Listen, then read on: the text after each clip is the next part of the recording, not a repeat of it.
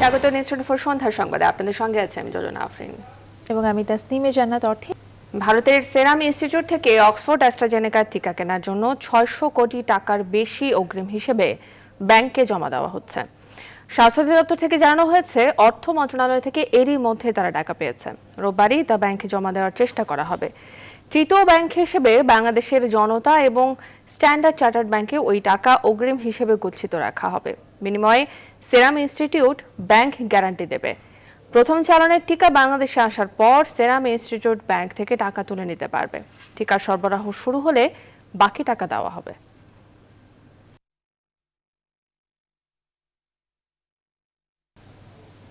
দেশের করোনা পরিস্থিতি। দেশে করোনায় আক্রান্ত হয়ে একদিনে আরও 27 জনের মৃত্যু হয়েছে। নতুন রোগী শনাক্ত হয়েছে আরও 835 জন। রোববার বিকেলে সংবাদ মাধ্যমে বিজ্ঞপ্তি পাঠিয়ে স্বাস্থ্য অধিদপ্তরের পক্ষ থেকে দেশে করোনা ভাইরাস পরিস্থিতির এই সবশেষ তথ্য জানানো হয়।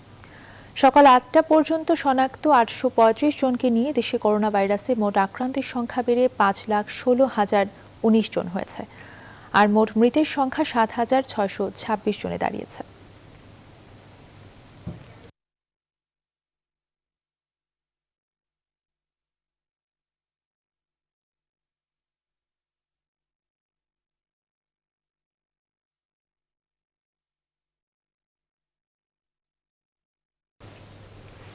আগুনে পুড়ল নারায়ণগঞ্জের মুগরাপাড়া এলাকার রেফ্রিজারেটর কারখানা। রোববার সকালে আগুন লাগার পর ফায়ার সার্ভিসের 3 ঘন্টার চেষ্টায় আগুন নিয়ন্ত্রণে আসে। তবে হতাহতের কোনো ঘটনা ঘটেনি। ফায়ার সার্ভিস বলছে, এই কারখানায় অগ্নি নির্বাপনের জন্য ছিল না পর্যাপ্ত ব্যবস্থা। রিশাদ হাসান জানাচ্ছেন বিস্তারিত। রোববার বেলা 11টার কিছু আগে নারায়ণগঞ্জের মুগরাপাড়া কনকায় রেফ্রিজারেটর ফ্যাক্টরিতে আগুন লাগে। তাৎক্ষণিকভাবে অগ্নি নির্বাপনে যোগ দেয় ফায়ার সার্ভিসের 7টি ইউনিট। পরে একে একে আরো 5টি ইউনিট আগুন নিয়ন্ত্রণে যোগ দেয়। ঘটনায় এক শ্রমিক আহতের খবর পাওয়া যায়। প্রত্যক্ষদর্শীরা জানান, মুহূর্তেই ছড়িয়ে পড়ে রেফ্রিজারেটর কারখানার আগুন। পাইপ লাগাতে লাগাতে আগুন অর্ধেক চলে আসছে। তারপর দেখছি পুরোটা 5 মিনিটের মধ্যে ক্লিয়ার। উপরে আইছে ছাদে রাইখা দিয়ে গঙ্গাত আগুন ধরছে। পরে হাত দিয়ে এমুরে আইতে চাই দিয়ে মুহূর্তের মধ্যে ছড়াই গেছে। ফতন্তনে এখন 10 দইরা হে আবার সামনে আইছে। প্রাথমিকভাবে আগুনের সূত্রপাত সম্পর্কে জানাতে পারেনি ফায়ার সার্ভিস। প্রায় 3 ঘন্টার চেষ্টায় নিয়ন্ত্রণে আসে আগুন। এখন আগুন ফ্লেম নেই, ড্যাম্পিং ডাউন চলছে। আমরা 22 মিনিটে নিয়ন্ত্রণ দিয়েছি। ফায়ার সার্ভিস জানায়, কারখানায় অগ্নি নির্বাপন ব্যবস্থা পর্যাপ্ত নয়, যা ছিল তাও অকেজো। কনকা ফ্যাক্টরিতেও তার যে প্রতিরোধ ব্যবস্থা ছিল, কিন্তু যখন আগুন লাগছে তখন কাজ করেনি।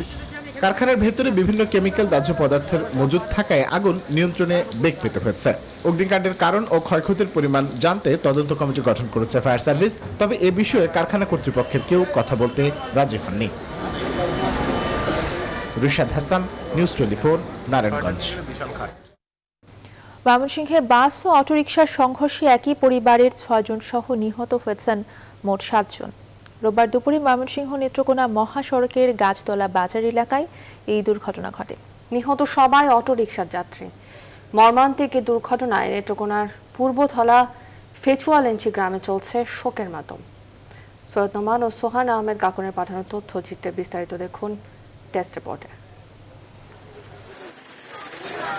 রোববার দুপুর 12:30টার দিকে ময়মনসিংহ হাসপাতাল থেকে 2 দিনের নবজাতক শিশুকে নিয়ে নেত্রকোনার পূর্বধলা ফেচুয়ালেঞ্জি গ্রামে সিএনজি অটোরিকশায় করে নিজ বাড়িতে ফিরছিলেন পরিবারের সদস্যরা। এ সময় সিএনজিটি ময়মনসিংহের গাছতলা এলাকায় পৌঁছলে নেত্রকোনা থেকে ঢাকাগামী শাহজালাল পরিবহনের একটি বাসের সঙ্গে অটোরিকশার সংঘর্ষ হয়। এতে ঘটনাস্থলে অটোরিকশার চালকসহ 7 জন প্রাণ হারান। নিহতরা হলেন ফেচুয়ালেঞ্জি গ্রামের নিজামুদ্দিন, মাওলানা ফারুক আহমেদ, ফারুকের স্ত্রী মাসুমা আক্তার, নবজাতক ছেলে শিশু বোন জুলেখা বেগম, নিজামুদ্দিনের স্ত্রী জোসনা বেগম এবং সিএনজি চালক ময়মনসিংহ সদরের চর লক্ষ্মীপুর গ্রামের রাকিবুল হাসান সোহাগ। ঠিক মিডিলে পড়ার পরে ওইটারে শেষে প্রায় 200 গজের মতো আনছি, এই পর্যন্ত আনছি। শাহজালাল পরিবহন ঢাকাগামী সিএনজির সাথে মুখোমুখি সংঘর্ষ হয়। সংঘর্ষের পরিপ্রেক্ষিতে সিএনজিতে সকল আরোহী ঘটনাস্থলে মারা যায়। একই সাথে পরিবারের 6 জনকে হারিয়ে শোকের ছায়া নেমে এসেছে নেত্রকোনার পূর্বধলা ফেচুয়ালেঞ্জি গ্রামে। 5 ভাই, 2 ভাই মারা গেছে, 2 ভাই বউ মারা গেছে আর এক বোন আর বাচ্চা। ড্রাইভারদের অসাবধানতার কারণে আজকে আমাদের এই কয়েকদিন পরে এই রোডে অ্যাক্সিডেন্ট হচ্ছে এবং পরিবারের তাজা প্রাণগুলো আজকে ধ্বংস হচ্ছে। বাসটিকে আটক করতে পারলেও চালক পলাতক। জেলা প্রশাসকের পক্ষ থেকে নিহতদের পরিবারের জন্য আর্থিক সহায়তার আশ্বাস দেওয়া হয়েছে। Desk report, news 24। পুলিশকে মানুষের আস্থা ও বিশ্বাস অর্জনের তাগিদ দিয়েছেন প্রধানমন্ত্রী শেখ হাসিনা। বলেছেন, তাহলে মানুষকে সঙ্গে নিয়ে যে কোনো অপরাধ দমন করা সম্ভব। বিসিএস এর পুলিশ কর্মকর্তাদের কুচকাওয়াজে এই কথা বলেন প্রধানমন্ত্রী। সারা পৃথিবীর মতো দেশীয় অপরাধের ধরন বদলে গেছে উল্লেখ করে পুলিশকে সময় উপযোগী আধুনিক বাহিনী হিসেবে গড়ে তোলার কথা বলেন সরকার প্রধান। আরও জানাচ্ছেন শাহ আলী জয়। প্রশিক্ষণ শেষে কাজে যোগ দেবেন 37তম বিসিএস পুলিশ ক্যাডারের শিক্ষানবিশ সহকারী পুলিশ সুপাররা। প্রশিক্ষণ সমাপনীতে রাজশাহীর সারদায় বাংলাদেশ পুলিশ একাডেমিতে তাই এই বর্ণাঢ্য কুচকাওয়াজ। প্রধানমন্ত্রীর পক্ষে প্রশিক্ষণের শ্রেষ্ঠত্ব অর্জনকারী নবীন পুলিশ কর্মকর্তাদের হাতে পদক তুলে দেন স্বরাষ্ট্রমন্ত্রী। আর ভার্চুয়াল প্ল্যাটফর্মে অনুষ্ঠানে যুক্ত হন প্রধানমন্ত্রী শেখ হাসিনা। সন্ত্রাস ও জঙ্গিবাদ দমনে পুলিশের ভূমিকার কথা উল্লেখ করেন সরকার প্রধান। তাগিদ দেন জনগণের আস্থা অর্জনের। শৃঙ্খলা, পেশাদারিত্ব, সততা এবং নৈতিক মূল্যবোধ নিয়ে চলতে হবে। সবসময় দেশের মানুষের পাশে থাকতে হবে, মানুষের সেবা করতে হবে। পুলিশকে মানুষের আস্থা, বিশ্বাস অর্জন করতে হবে, মানুষের ভালোবাসা অর্জন করতে হবে। আর মানুষের ভালোবাসা অর্জন করতে পারলে, আস্থা বিশ্বাস অর্জন করতে পারে, তো পুলিশ সংখ্যার প্রয়োজন হবে না। মানুষকে সাথে নিয়েই এদেশের যে কোনো অপরাধ দমন করা যাবে। সময়ের সাথে অপরাধের ধরন বদলে গেছে এমন বাস্তবতায় আধুনিকায়ন হচ্ছে প্রযুক্তিরও, জানান প্রধানমন্ত্রী। মানি লন্ডারিং, সাইবার ক্রাইম, মানব পাচার ইত্যাদি, এগুলি শুধু বাংলাদেশ না, এটা একটা বলতে গেলে একটা বৈশ্বিক ক্রাইম। এই ক্রাইম থেকে দেশকে রক্ষা করা, তাছাড়া সন্ত্রাস, জঙ্গিবাদ দমন করা এবং নারী ও শিশুর প্রতি যে সহিংসতা চলছে সেটা প্রতিরোধ গড়ে তোলা, এসব বিষয় যেগুলি সামাজিক অপরাধ বা নানা ধরনের পারিবারিক অপরাধ, সেখানে কিন্তু পুলিশ অনবদ্য ভূমিকা রেখে যাচ্ছে এবং এটাকে আরও দক্ষতার সাথে দমন করতে হবে। 2041 সালের অভীষ্ট উন্নয়ন লক্ষ্যমাত্রা অর্জনে পুলিশকে আরও দায়িত্বশীল হওয়ার পরামর্শ দেন প্রধানমন্ত্রী শেখ হাসিনা। শাহ আলী জয়, নিউজ 24, ঢাকা। আওয়ামী লীগের সাবেক সাধারণ সম্পাদক সৈয়দ আশরাফুল ইসলামের দ্বিতীয় মৃত্যুবার্ষিকী আজ। পারিবারিকভাবে এই উপলক্ষে মরহুমের সমাধিতে শ্রদ্ধা জানানো হয়। তবে এদিন কোনো কর্মসূচি ছিল না তার দল আওয়ামী লীগের। শ্রদ্ধা জানাতেও দেখা যায়নি দলের প্রথম সারির কোনো নেতাকে, জানাচ্ছেন শাহ আলী জয়। দ্বিতীয় মৃত্যুবার্ষিকীতে রোববার সকালে আওয়ামী লীগের সাবেক সাধারণ সম্পাদক সৈয়দ আশরাফুল ইসলামের সমাধিতে শ্রদ্ধা জানান তার বোন সংসদ সদস্য জাকিয়া নূর লিপি। বাংলাদেশের রাজনীতিতে পরিচ্ছন্নতার আইকন হিসেবে পরিচিত এই নেতাকে শ্রদ্ধা জানাতে বনানী কবরস্থানে সকালে জড়ো হন আওয়ামী লীগের বিভিন্ন সহযোগী সংগঠনের গুটি কয়েক নেতাকর্মী। সৈয়দ আশরাফুল ইসলাম আমার বড় ভাই, কিন্তু বাংলাদেশের মানুষের প্রিয় নেতা, প্রিয় মানুষ ছিলেন। তবে শ্রদ্ধা জানাতে দেখা যায়নি মূল দল আওয়ামী লীগের কেন্দ্রীয় কোনো নেতাকে। গতবার আমি গেছি, কিন্তু আমাদের পার্টিতে জেনারেল সেক্রেটারি এ পর্যন্ত কারো মৃত্যু দিবসটা আমাদের পার্টি দিবস পালনের মধ্যে এটা থাকে না। আব্দুল মালিক উকিল, জিবুর রহমান, আমাদের জলিল ভাই, কাজে নতুন করে এখন আমি মরে গেলে আমার তত অন্তর্ভুক্ত হবে। আওয়ামী লীগ সাধারণ সম্পাদক জানান, বিভিন্ন আলোচনা বা স্মরণ সভায় স্মরণ করা হয় প্রয়াত নেতৃবৃন্দকে। আমরা স্মরণ করি, আমাদের মধ্যে মিটিং হয়, আলোচনা সভা হয়, সেগুলোতে আমরা অংশ নিই। যেমন আমি আজকে মৃত্যু দিবসে স্মরণ করলাম তাকে। থাইল্যান্ডের বামরুনগ্রাদ হাসপাতালে 6 মাস মৃত্যুর সঙ্গে দীর্ঘ লড়াই শেষে 2018 সালের 3রা জানুয়ারি মৃত্যুবরণ করেন রাজনৈতিক নানান চড়াই উতরায়ে শক্ত হাতে আওয়ামী লীগকে নেতৃত্ব দেয়া অন্যতম নেতা সৈয়দ আশরাফুল ইসলাম। শাহ আলী জয়, নিউজ 24, ঢাকা। রোহিঙ্গা প্রত্যাবাসন বাংলাদেশের জন্য বড় চ্যালেঞ্জ। এবছর প্রত্যাবাসন শুরু করতে চায় সরকার। রোববার পররাষ্ট্র মন্ত্রণালয়ে এক সংবাদ সম্মেলনে পররাষ্ট্রমন্ত্রী ডক্টর এ কে আব্দুল মোমেন কথা বলেন। জানান 1 জানুয়ারি মিয়ানমার স্টেট কাউন্সিলর দপ্তরের মন্ত্রীকে চিঠি লিখে প্রত্যাবাসন প্রক্রিয়া শুরুর অনুরোধ করেছে পররাষ্ট্র মন্ত্রণালয়। মিয়ানমারকে তাদের প্রতিশ্রুতির কথা মনে করিয়ে দেওয়া হয়েছে। এ লক্ষ্যে দ্বিপাক্ষীয়, ত্রিপাক্ষীয় এবং বহুপক্ষীয় আলোচনা অব্যাহত রয়েছে বলেও জানান পররাষ্ট্রমন্ত্রী।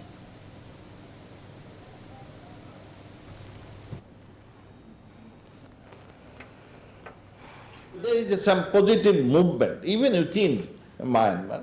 So আমরা আশাবাদী এর জন্য। আর তাছাড়া আমরা দ্বিপাক্ষিক আলোচনা চালিয়ে যাচ্ছি, ত্রিপাক্ষিক আলোচনা চালিয়ে যাচ্ছি, মাল্টিল্যাটারাল তো দেখতেছেনি চালিয়ে যাচ্ছি, ইভেন আমরা লিগ্যাল ফ্রেমওয়ার্কেও কাজ করতেছি। সো যত ধরনের অপশন আমাদের আছে সবগুলোই আমরা গ্রহণ করছি।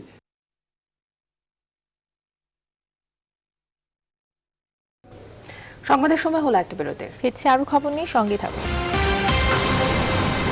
আবারও স্বাগত। আপনারা দেখছেন সন্ধ্যা 7টার সংবাদ। ডাক বিভাগের অর্থ আত্মসাতের বিষয়ে এই মুহূর্তে ব্রিফিং চলছে। আমরা এখন সরাসরি যাব সেই ব্রিফিং এ। আমরা গ্রেফতার করতে সক্ষম হয়েছি এবং এই চক্রের অন্যতম দুজন বশির হোসেন এবং বাশার আলম তারা বর্তমানে পলাতক অবস্থায় আছেন।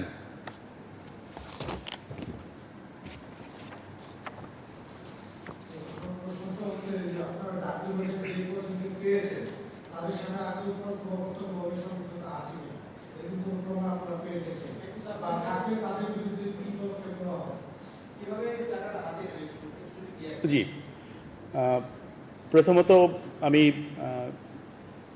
মূলত ফজলুল হক, যে কিনা একজন প্রতারক চক্রের মূল হোতা বা পোস্টাল প্রতারকের মূল ব্যক্তি, তার সহযোগিতায় ডাক বিভাগের প্রাথমিক তথ্য মতে আমরা 4 জনকে আমরা শনাক্ত করেছি।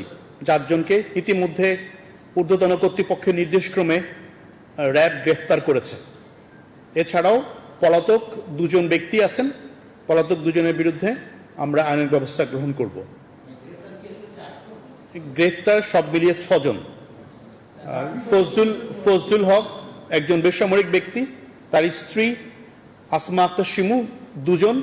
ডাক বিভাগের 3 জনকে আমরা গ্রেফতার করেছি, মুস্তাফিজুর রহমান, দলিরানী সাহা, আমজাদ হোসেন খান এবং একজন বেসামরিক ব্যক্তি। সর্বমোট আমরা এই প্রতারক চক্রে 6 জনকে গ্রেফতার করতে সক্ষম হয়েছে। 2 জন পলাতক আছে। ফজলুল হক আশরাফ একটি অভিনব পন্থা অবলম্বন করেছেন। তার প্রতারণার ফিরিস্তি বা তার যে কৌশল, যেটাকে আমরা বলে থাকি, প্রতারণাকে একটি মেধা ও মননের পর্যায়ে উনি নিয়ে গেছেন। এবং ফজলুল হক আশরাফ মূলত যে প্রক্রিয়ায় সাধারণ মানুষের কাছ থেকে টাকা হাতিয়ে নিয়েছেন তা একটু ব্যাখ্যা করে বোঝালে বুঝতে সুবিধা হবে। প্রথমত, খুব সাধারণভাবে একজন ব্যক্তি যখন কিছু টাকা কাউকে পাঠান বা কোনো জিনিস কাউকে পাঠান, উদাহরণস্বরূপ কোনো টাকা পাঠান, সাধারণত পোস্ট অফিসে গিয়ে একটি ফর্মের মাধ্যমে টাকাটা প্রদান করেন এবং ফর্মে তার নাম, ঠিকানা, ফোন নম্বর দিয়ে সিগনেচার করে একটি ফর্ম সংশ্লিষ্ট পোস্ট অফিসে প্রেরণ করেন। উদাহরণস্বরূপ, মিরপুর থেকে কোনো ব্যক্তি টাকা পাঠাবেন কুষ্টিয়াতে। মিরপুরের যে ব্যক্তিটি মিরপুর পোস্ট অফিসে গিয়ে সমপরিমাণ টাকা জমা দেন এবং একটি ফর্ম, যেটাকে বলে মানি অর্ডার করেন। এবং কুষ্টিয়াতে যে জায়গা থেকে, উদাহরণস্বরূপ কুষ্টিয়া সদর থেকে, কুষ্টিয়া সদরে ওই ফর্মটি পৌঁছে যায়। দর্শক, ডাক বিভাগের অর্থ আত্মসাতের বিষয়ে ব্রিফিং করছিলেন র্যাবের মিডিয়া উইং এর পরিচালক। আপনারা এতক্ষণ সরাসরি দেখছিলেন সেটি। প্রখ্যাত কথা সাহিত্যিক রাবেয়া খাতুন মারা গেছেন। ইন্না লিল্লাহি ওয়া ইন্না ইলাইহি রাজিউন। রোববার বিকেলে বার্ধক্যজনিত কারণে মৃত্যুবরণ করেন তিনি। মৃত্যুকালে তার বয়স হয়েছিল 86 বছর। সাহিত্যের বিভিন্ন ক্ষেত্রে বিশেষ অবদানের জন্য স্বাধীনতা পুরস্কার, 21 পদক ও বাংলা একাডেমি সহ অসংখ্য পুরস্কার ও সম্মাননায় ভূষিত হয়েছেন রাবেয়া খাতুন।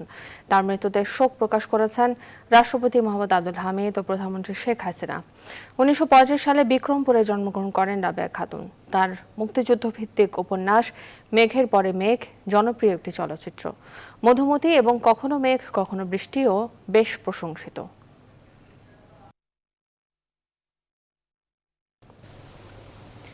এবার তুরস্কেও নতুন করোনা শনাক্ত হয়। যুক্তরাজ্য থেকে প্রবেশ নিষেধাজ্ঞা দিয়েছে আঙ্কারা। তবে করোনা ঠেকাতে আরোপিত প্রবেশ নিষেধাজ্ঞা তুলে নিয়েছে সৌদি আরব। করোনার নতুন স্ট্রেইনের আতঙ্কের মাঝে অক্সফোর্ড ও অ্যাস্ট্রাজেনেকা টিকার অনুমোদন দেওয়ার পরে নিজস্ব উদ্ভাবিত টিকা কোভ্যাক্সিন ও কোভিশিল্ডের অনুমোদন দিল ভারত। এদিকে 24 ঘন্টায় বিশ্বজুড়ে মোট সংক্রমণ ছাড়িয়েছে 8,49,00,000 আর 18,43,000 ছাড়ালো মোট প্রাণহানির সংখ্যা। বিস্তারিত জানাচ্ছেন চন্দ্রানী চন্দ্রা। চলতি বছরের দ্বিতীয় দিনেই করোনার সর্বোচ্চ সংক্রমণের রেকর্ড গড়ল যুক্তরাজ্য। 24 ঘন্টায় দেশটিতে আক্রান্ত হয়েছে 57,725 জন। অথচ বিশ্বে সবার আগেই ফাইজার ভ্যাকসিনের অনুমোদন দিয়ে টিকাদান কর্মসূচি শুরু করেছিল যুক্তরাজ্য। তবুও নতুন বছরের শুরুতে সর্বোচ্চ করোনা সংক্রমণের দেখা পেল দেশটি।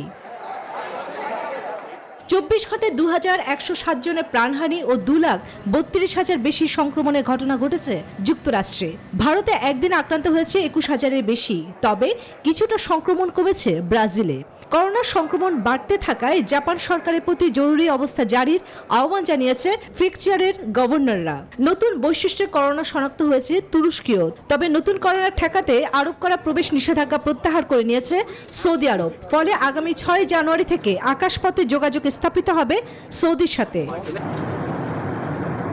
এদিকে অক্সফোর্ড অ্যাস্ট্রাজেনেকা টিকার অনুমোদন দেওয়ার পরপরই এবার নিজস্ব টিকার অনুমোদন দিল ভারত। জাতীয় বিজ্ঞান গবেষণা সংস্থা এবং ভারত বায়োটেকের যৌথ উদ্যোগে উদ্ভাবিত করোনা ভাইরাসের টিকার কোভ্যাক্সিন ও কোভিশিল্ডের অনুমোদনের জন্য সুপারিশ করেছে দেশটির ওষুধ নিয়ন্ত্রণ কর্তৃপক্ষের বিশেষজ্ঞ কমিটি। এর প্রেক্ষিতে রোববার ভারতের ওষুধ নিয়ন্ত্রণ সংস্থা DCGI টিকা দুটির আনুষ্ঠানিক অনুমোদন দেয়। এই বিষয়ে এক টুইট বার্তায় প্রধানমন্ত্রী নরেন্দ্র মোদী বিজ্ঞানীদের ধন্যবাদ জানিয়ে বলেন, এর ফলে দেশে দ্রুত হবে টিকাদান প্রক্রিয়া। চন্দ্রানী চন্দ্রা, নিউজ 24। ভারত থেকে পেঁয়াজ আমদানি পুরোপুরি বন্ধ করা সম্ভব নয়। তবে বাংলাদেশের পেঁয়াজ চাষিরা যেন ক্ষতির মুখে না পড়েন সেই লক্ষ্যে নতুন করে আমদানি শুল্ক নির্ধারণ করা হবে বলে জানিয়েছেন বাণিজ্য মন্ত্রী টিপু মুনশি। রোববার সচিবালয়ে সাংবাদিকদের কাছে এসব কথা বলেন তিনি। এদিকে প্রায় 3.5 মাস বন্ধ থাকার পর ভারতীয় পেঁয়াজ আসতে শুরু করায় বাজারে দাম কমতে শুরু করেছে এই ভোগ্য পণ্যের। বিস্তারিত জানাচ্ছেন বাবু কামরুজ্জামান। গেল বছরের 14 সেপ্টেম্বর হঠাৎ করেই ভারত সরকার বাংলাদেশে পেঁয়াজ রপ্তানি বন্ধ করে দেয়। ফলে দুর্বিপাকে পড়ে দেশের সাধারণ ভোক্তারা। নাগালের বাইরে চলে যায় নিত্যপণ্য পেঁয়াজের দাম। গত 28 ডিসেম্বর ভারত রপ্তানি নিষেধাজ্ঞা তুলে নেওয়ার পর আবারও পেঁয়াজের আমদানি শুরু হয়েছে। টানা 3.5 মাস পর দিনাজপুরের হিলি স্থলবন্দর দিয়ে ভারতীয় পেঁয়াজ আসতে শুরু করায় স্থানীয় পাইকারি বাজারে দাম কমেছে 10 থেকে 12 টাকা। এছাড়া সাতক্ষীরার ভোমরা বন্দর দিয়ে রোববার 242 মেট্রিক টন পেঁয়াজ প্রবেশ করেছে বলে জানায় কাস্টমস কর্তৃপক্ষ। আমাদের হিলি পোর্ট দিয়ে প্রায় প্রতিদিন 30 থেকে 40টা, অন্য পোর্ট দিয়ে প্রায় সব মিলিয়ে বাংলাদেশে ভারত থেকে আসে প্রায় 200 গাড়ি। এইরকম যদি স্বাভাবিক আমদানি হয় সেই ক্ষেত্রে পেঁয়াজের দাম অনেক কমবে। অলরেডি 2 গাড়ি আমদানি হয়েছে এবং আরও 13 গাড়ি ভারতে অপেক্ষা করছেন আমদানির অপেক্ষায়। এদিকে চট্টগ্রামের খাতুনগঞ্জেও পৌঁছেছে ভারতীয় পেঁয়াজ। এই খবরে সব ধরনের পেঁয়াজের দাম কমেছে কেজিতে 15 থেকে 20 টাকা পর্যন্ত। তো মালের দাম একটু কমতেছে দাদা, কাস্টমার পাতি কম আছে, বিভিন্ন রাষ্ট্র থেকে মাল আসছিল, তো এগুলো পর্যাপ্ত মাল আছে পোর্টে এখনো পর্যন্ত। আমাদের সরকারের একটু বিবেচনা করা উচিত ছিল যে ভারতের পেঁয়াজ আমরা এখন নেব নাকি আমরা 1 মাস পরে নেব, এটা একটা সরকারের একটা বিবেচনা করা উচিত ছিল। তবে দেশীয় কৃষকরা যেন মৌসুমের এই সময় ক্ষতির মুখে না পড়ে সে লক্ষ্যে জাতীয় রাজস্ব বোর্ডকে পেঁয়াজ আমদানিতে আবারও শুল্ক আরোপের প্রস্তাব করা হচ্ছে বলে জানিয়েছেন বাণিজ্য মন্ত্রী। আমাদের স্ট্র্যাটেজিটা হলো যে আমরা আমাদের কৃষকদের স্বার্থ আমরা লক্ষ্য রাখবো, আমরা আমাদের ভোক্তাদেরটাও দেখব, কৃষকদের স্বার্থটাও দেখব।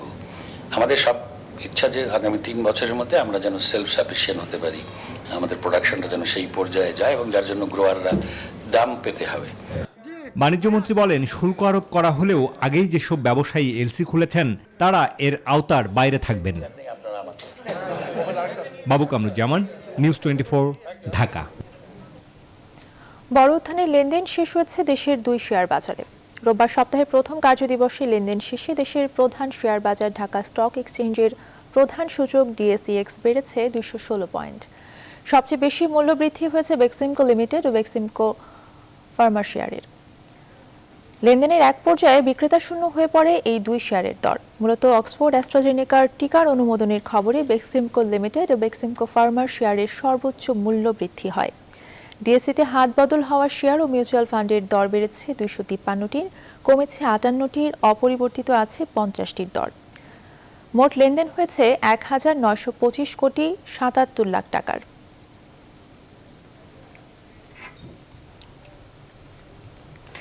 প্রায় 3,500 কোটি টাকা আত্মসাৎ করে বিদেশে পালিয়ে থাকা পিকে হালদারের কানাডার হোল্ডিং এর ঠিকানা বাংলাদেশ সরকারকে জানিয়েছে কানাডার সরকার।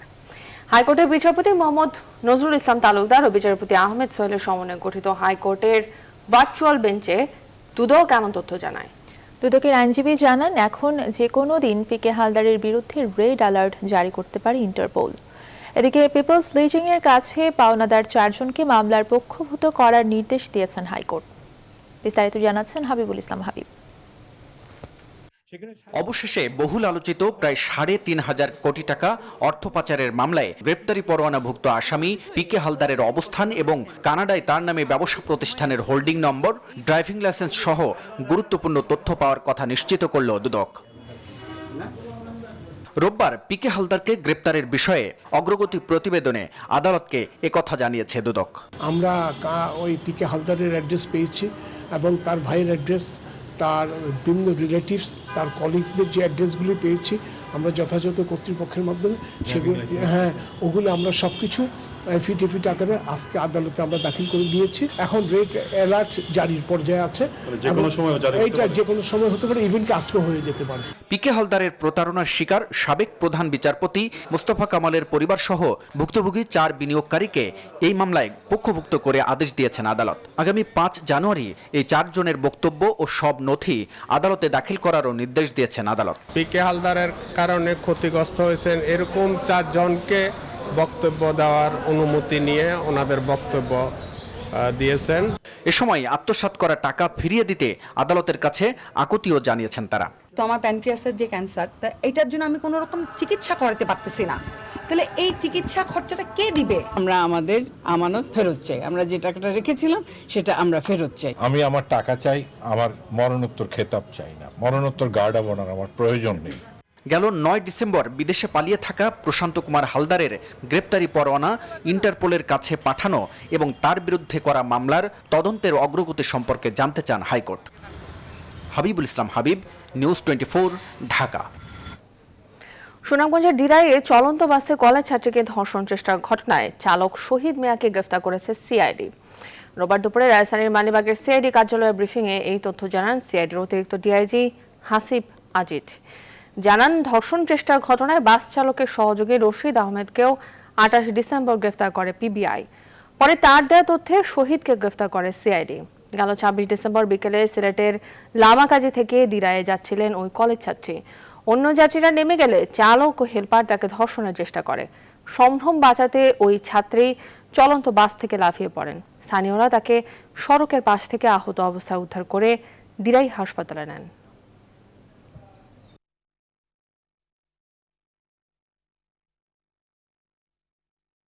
নোয়াখালীর বেগমগঞ্জ উপজেলার একলাশপুর ইউনিয়নে গৃহবধূকে নির্যাতন এবং ধর্ষণের ঘটনায় করা মামলার প্রধান আসামি মেম্বার মোয়াজ্জেম হোসেন সোহাগকে জামিন দিয়েছেন হাইকোর্ট।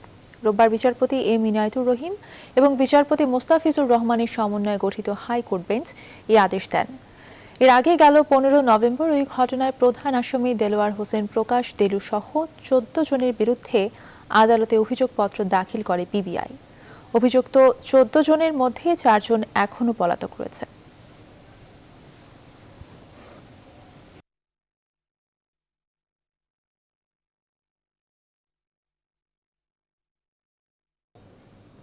সিলেট এমসি কলেজ ছাত্রাবাসে দল বেঁধে গৃহবধূকে ধর্ষণ মামলার অভিযোগপত্র আমলে নিয়ে শুনানি শুরু করেছেন আদালত। রোববার দুপুরে সিলেটের নারী ও শিশু নির্যাতন দমন ট্রাইব্যুনালের বিচারক মহিদুল হক শুনানির পরবর্তী তারিখ আগামী 10 জানুয়ারি নির্ধারণ করেন। গ্রেপ্তার সব আসামির উপস্থিতিতে আদালত অভিযোগপত্র গ্রহণ করেছেন। এর আগে গেল 3 ডিসেম্বর মামলার প্রধান আসামি ছাত্রলীগ কর্মী সাইফুর সহ 8 জনের বিরুদ্ধে আদালতে অভিযোগপত্র জমা দেয় পুলিশ।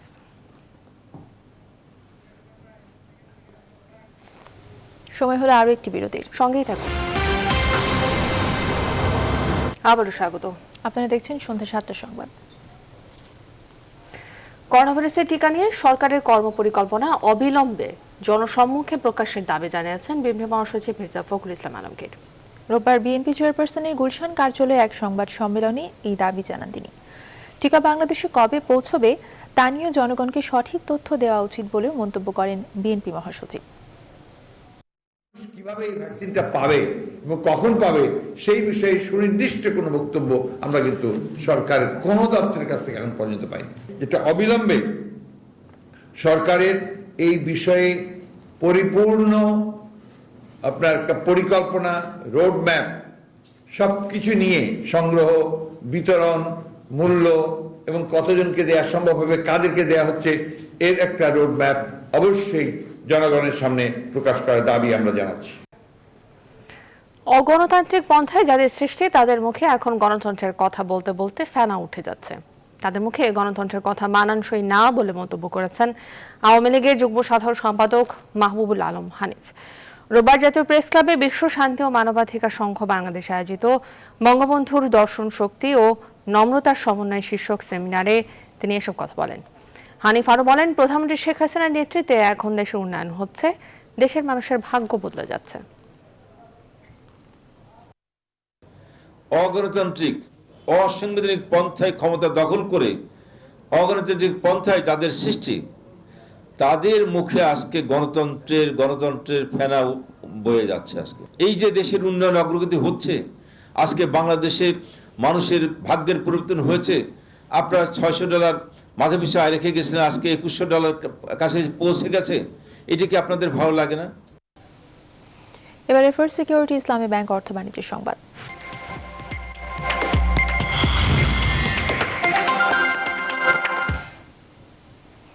নতুন বছরের শুরু থেকে পূর্ণাঙ্গ শরিয়া ভিত্তিক ইসলামিক ব্যাংকিং কার্যক্রম শুরু করেছে গ্লোবাল ইসলামী ব্যাংক। এর আগে ব্যাংকটির নাম ছিল এনআরবি গ্লোবাল ব্যাংক। রবিবার থেকে পূর্ণাঙ্গ ইসলামিক ব্যাংকিং কার্যক্রম শুরু করেছে ব্যাংকটি। এ উপলক্ষে ব্যাংকের প্রধান কার্যালয়ে কোরআন খতম, মিলাদ ও মোনাজাতের আয়োজন করা হয়। প্রধান অতিথি হিসেবে ইসলামিক ব্যাংকিং কার্যক্রমের আনুষ্ঠানিক উদ্বোধন করেন ব্যাংকের ব্যবস্থাপনা পরিচালক সৈয়দ হাবিব হাসনাত।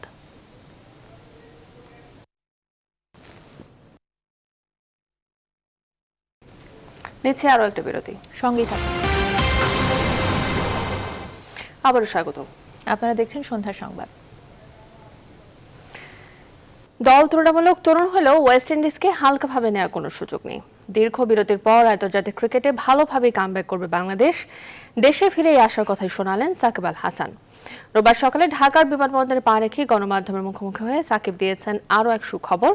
তৃতীয় সন্তানের বাবা হতে চলেছেন দেশেরা এই ক্রিকেটার। এক্সপেকটেশন থাকে, আমার নিজেরও আছে, সবারই আছে। সো সেই হিসাবে অবশ্যই ট্রাই করব যেন আগের জায়গাতেই থাকতে পারি। বাট সবই বোঝা যাবে যখন আসলে খেলাটা শুরু হবে। অবশ্যই ইজি হবে না আমার জন্য, বাট আমি আমার জায়গা থেকে সর্বোচ্চ চেষ্টা করব।